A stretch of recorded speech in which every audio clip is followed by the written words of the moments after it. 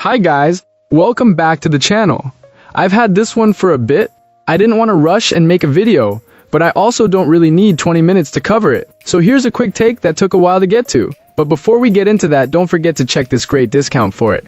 You can find the link in both the video description and the top comment below. Alright, enough talk. Let's get right into it. So a snowstorm is rolling in here in the south, and I figured a generator would be a smart move. I looked at used units for a while, but nothing worth the asking price showed up, so I shifted to new and settled on this generator for two reasons. It's sold by Amazon with lots of good reviews and fast delivery, and it's a dual fuel unit. Running on house propane means I don't have to chase and replace gasoline every few months, and fueling from the LP line we already have feels like a safer, more reliable setup. This generator pulls enough power to run our home for everything except heat and air conditioning.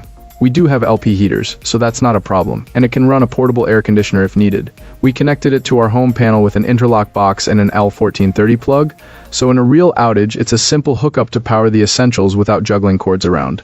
It started right up on the first try and ran smoothly. After about 5 minutes, I plugged in 2 hair dryers to test its load. They're about 3000 watts total max, and it handled them without any fuss. And yes, the green funnel thing I had to use to add engine oil was a lifesaver. Nothing else I had could reach the fill hole properly, so the long neck funnel from Amazon came to the rescue. This generator is pretty quiet and smooth for something this size. I'm glad I didn't pay big money for a used unit that might have issues hiding in plain sight. In our small town, we see outages a few times a year, mostly in winter after ice or in spring after storms. And outages can last a day or several days. The plan has been to power the major loads when the grid goes down, not the whole house all at once, but enough to keep the essentials going. I picked up 2 40-pound propane bottles to run it, and the propane option is a huge plus. No fuel spoilage concerns, easier storage, and it starts in cold weather every time. With propane, you'll see around 3,500 running watts, which is plenty to support a couple of refrigerators, a microwave, a TV, computers, and lighting, even with the central heating system running. The electric start is a convenience I didn't fully realize until I used it, but it's a nice safety net when you're dealing with cold mornings.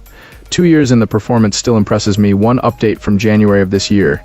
During an ice storm with temperatures below -4, the electric start battery was dead from the cold, but a couple of rope starts fired it right up.